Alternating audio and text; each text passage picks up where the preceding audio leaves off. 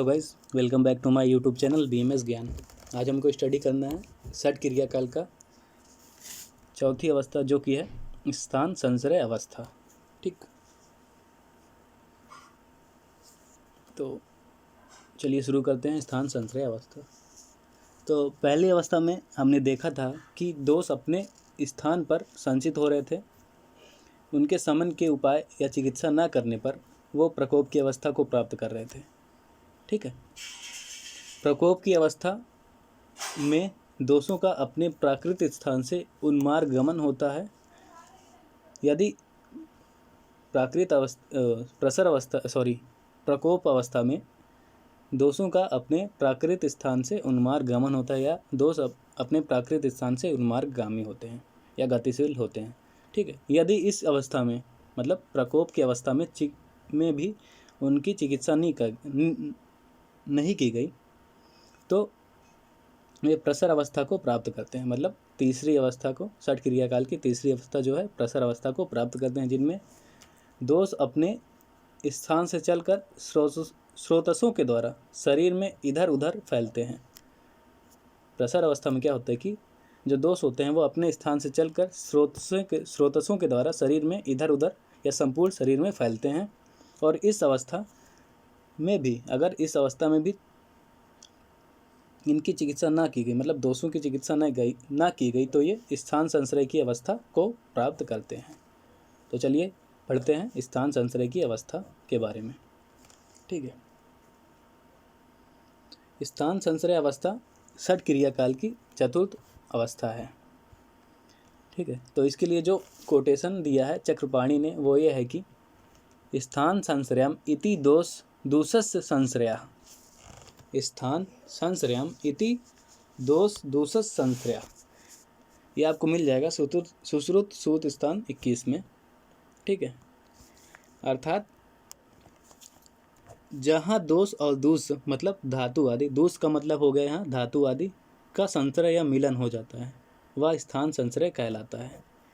एक बार फिर से, जहाँ दोष और दूष मतलब धातुओं का दोष के साथ मिलन या संश्रय हो जाता है वह स्थान संश्रय कहलाता है, वह स्थान संश्रय कहलाता है। ठीक है, जो प्रकोपित दोष होते हैं वे प्रसर अवस्था के बाद संपूर्ण शरीर में भ्रमण करते हैं। जो प्रकोपित दोष होते हैं वो प्रसर अवस्था के बाद या पश्चात संपूर्ण शरीर में भ्रमण करते हैं या विचरण करते हैं।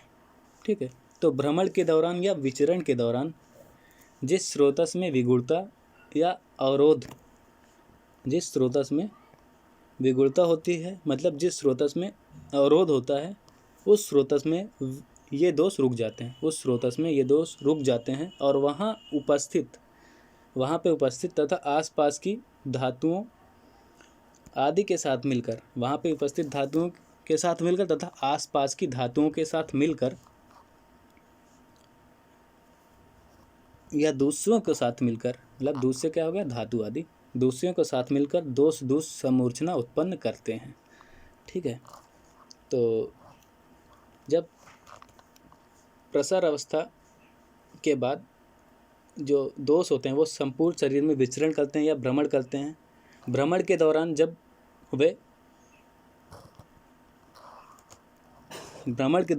जिस स्रोतस में विगुणता होती है मतलब जिस स्रोतस में अवरोध होता है वहाँ पे वह दोष रुक जाते हैं और वहाँ पे उपस्थित दूषियों को मतलब धातुओं को अपने साथ मिलाकर दूषित करते हैं और इसी को दोष समूर्छना कहते हैं। ठीक है,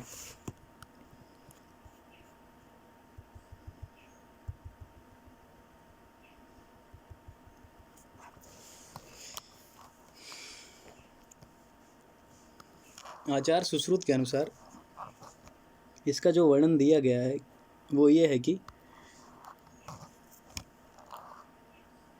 कुपिता नाम ही दोषाणाम शरीरे परिधावतम यत्र संग खा वैगुण्याद व्याधिस्तत्र उपजायते। एक बार फिर से देखते हैं, कुपिता नाम ही दोषाणाम शरीरे परिधावताम यत्र संग खा वैगुण्यात व्याधि तत्र उपजायते। इसका जो मिल जाएगा ये श्लोक आपको सूत स्थान 24वें में। ठीक, तो इसका जो अर्थ हुआ वो है कि अर्थात दोष दोष समूर्छना वही होती है, दोष दोष समूर्छना वही होती है जहाँ खा वैगुण्य होता है। तो आप लोग सोचेंगे खा वैगुण्य क्या होता है। यहाँ पे खा का अर्थ हुआ आकाश, खा का जो अर्थ लिया गया है वो आकाश, इंद्री, क्षेत्र या स्रोतस या स्रोतस। ठीक, खा का अर्थ हो गया आकाश, इंद्री, क्षेत्र या स्रोतस, और वैगुण्य का अर्थ हो गया विकृति या अवरोध। ठीक है, तो यहाँ पे खा से हम तात्पर्य स्रोतस के लिए लेते हैं, खा का जो तात्पर्य है वो स्रोतस के लिए यहाँ पे आया है। तो जो इसका अर्थ हो गया वो है कि स्रोतसों में विकृति या स्रोतसों में अवरोध। ठीक है, खा वैगुण्य का अर्थ हो गया स्रोतसों में विकृति या स्रोतसों में अवरोध।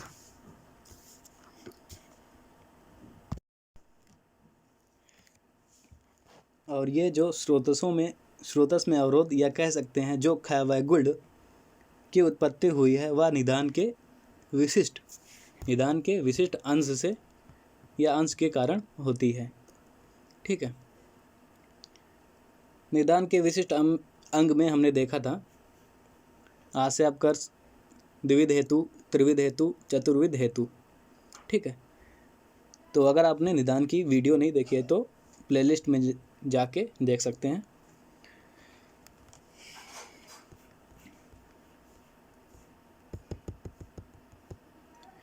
तो खा वैगुण्य के कारण ही दोष स्रोतसों में रुककर स्रोतोदुष्टि उत्पन्न करते हैं। खा वैगुण्य के कारण जो दोष होते हैं वो स्रोतसों में रुककर स्रोतोदुष्टि या स्रोतस को दूषित करते हैं, इसी को स्रोतोदुष्टि बोलते हैं।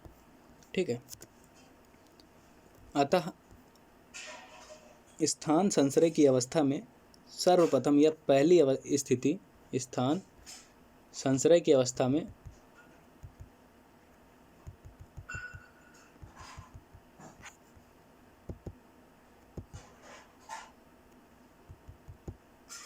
सर्वप्रथम या पहली स्थिति जो होती है वो है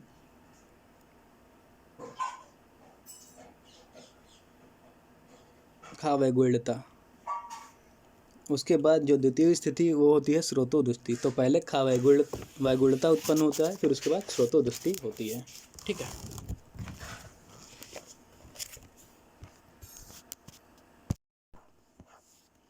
दोष दोष समूर्छना से ही स्थान अनुरूप ही व्याधि प्रारंभ हो जाती है। अतः स्थान संश्रय अवस्था भावी व्याधि या होने वाली व्याधि की पूर्व रूप अवस्था होती है। ठीक है, दोष दोष समूर्छना में ही स्थान अनुरूप की व्याधि प्रारंभ हो जाती है और स्थान संश्रय जो होता है वो भावी व्याधि या होने वाली व्याधि के पूर्व रूप अवस्था होती है। ठीक, और इसी को अवस्था को चिकित्सा का चतुर्थ अवसर बोलते हैं।